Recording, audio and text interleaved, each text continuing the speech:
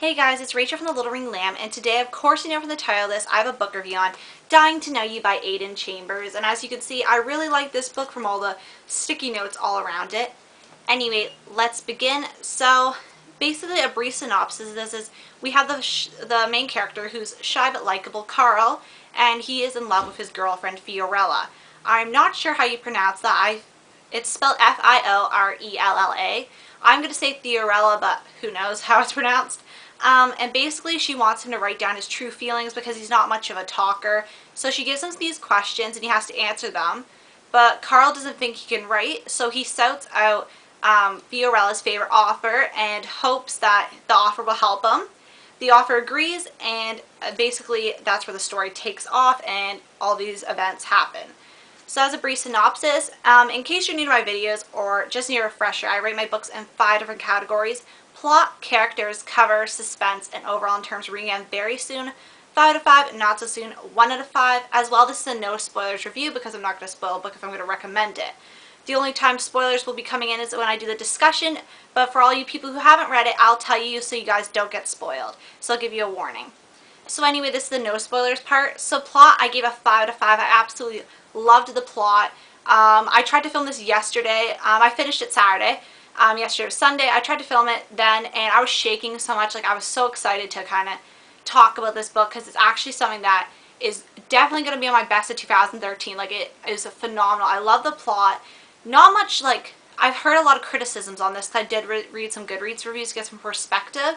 I did read a lot of criticisms where saying where there's not a lot of, like, suspense and, like, not a lot happens. But I found there was quite a lot that happened, but maybe it's because contemporary reads, generally it doesn't seem like a lot happens, but a lot usually does with the characters' lives and stuff. But I found the plot really good. Characters, 5 out of 5 as well. All the characters, the author, Fiorella, and Carl, I definitely found traits that I embodied, and I think most of the characters, because they're so different, but you can probably find traits that most people can probably pick out a trait from one of those characters that they could identify with, and I'll get more into that later. Cover, 5 out of 5. I first saw Jesse the Reader's review on this. I didn't watch the full thing. I just waited for the synopsis because I didn't want to spoil it for myself. But I saw the cover and I was instantly attracted because just the brightness of the goldfish, and I was like, why is there a goldfish on it? I was really intrigued from that. And I think the cover is just gorgeous, and I get kind of the reference that was going on about the cover now. Suspense, 5 out of 5. This book was really suspenseful for me because, well, it was really fast. Like, if you see, I'll show you guys a page. The pages aren't that, like, lengthy, so you move through it really fast. And I wanted to know what was going to happen because the back of the book is quite different than what you expect when you start reading the book. Like, I thought it was going to be, like, a simple love story, but it's quite complex and stuff. Also, this delves into some philosophical questions, like, what is the purpose of me?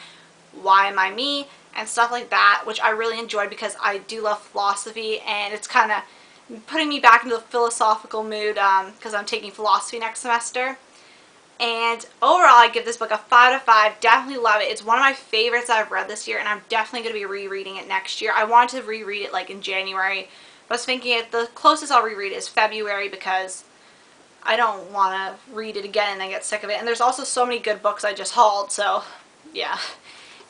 Yeah, so that was my no spoilers part of the review. Now we're moving on to spoilers. So if you have not read Dying to Know You by Aiden Chambers, I'll say see you later, guys, and if you want, you can come back later and see the discussions part.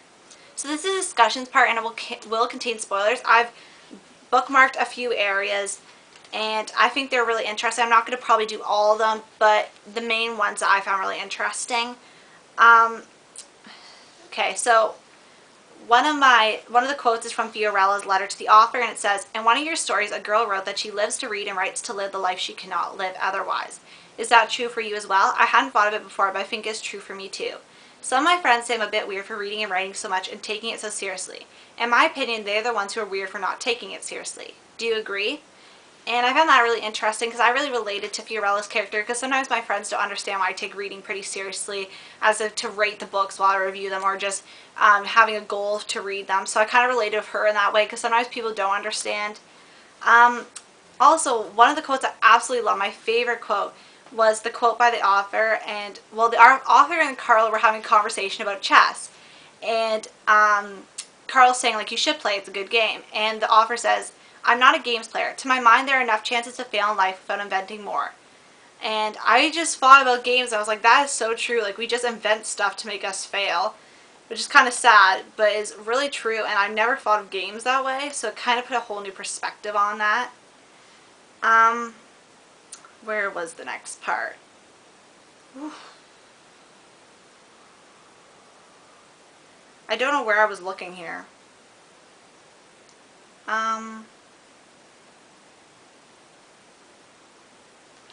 Okay, I don't know where that tab was actually leading to. Might have to fix that. They're all falling.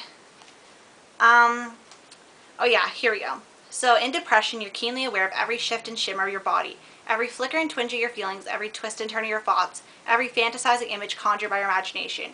You are all there is, you are all that matters. No one else, nothing else has any meaning or importance, only yourself. In the deepest depths, you're as high as on the strongest narcotics, and you can lull in that solipsistic paradise for days, months, even years, without requiring unreliable chemicals to keep you there. It's a self-generated, self-inflicted addiction, the cure which you can only provide. The cure is called hope. And I found that really interesting take, like, because I haven't really delved into a lot of things about depression. But last year, like going into university, and even last year I was kind of upset because I felt like my childhood was kind of being ripped from me, and this kind of put it into perspective because I was kind of in a lull. Even with my videos, I could tell, like, looking back at them, I was kind of upset. I wouldn't call it depression, but I was just in a lull, and I just hated, like, certain things. I had a really hard time at the beginning of this year, so that kind of made me put into perspective that sometimes maybe I was craving feeling that way because it was keeping me closer to what I missed. And I found that really interesting. Where was I? So, I'm trying to find certain ones, because certain ones are just like passages, like pages I liked, but I want to find specific quotes. Oh, I really like this line that the author said, and it said, they planned a talk by a famous author for Saturday after lunch, but she had canceled because of a family crisis, and they wondered if I could save their bacon. And I really like that quote, and yeah, it was just a really funny quote. It just made me laugh. Where's the next one? Sorry I keep saying so much. I feel like I say that way too much in these videos. This next one.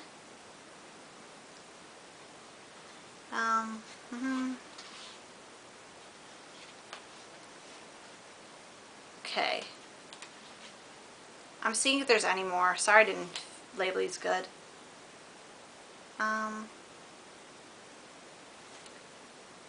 Oh, and we never forget and always regret a missed moment. And so many of these quotes in this book actually made me think. Like, I had to put the book down and think. And the last quote I really liked was, so I thought behind that quiet exterior, there lives a determined mind. And I thought that was a really good quote because certain times I've had a quiet exterior, and I am quite a determined person, so I was like, maybe that's like not a bad way to think of it, because people see it frowned upon to be shy and quiet, which I don't honestly understand, because you'd think people would want you to be quiet because then you're not annoying them in class, like you're not being obnoxious and screaming. That's a whole different subject, but I thought that's a good one because it doesn't really put a bad spin on being quiet, like, because you're determined. Which I found was nice, because usually sometimes books can take a negative thing about quietness. Like, I've read quite a few books that were negative about quiet people in the books, and it kind of didn't disturb me, but disgruntled me because I'm pretty quiet sometimes, especially in new situations. So yeah, I want to thank you guys for watching. I really love this book. If you guys have read this book, and yeah, if you loved it or hated it, let me know in the comments below. And thanks for watching. I'll see you guys later. Bye.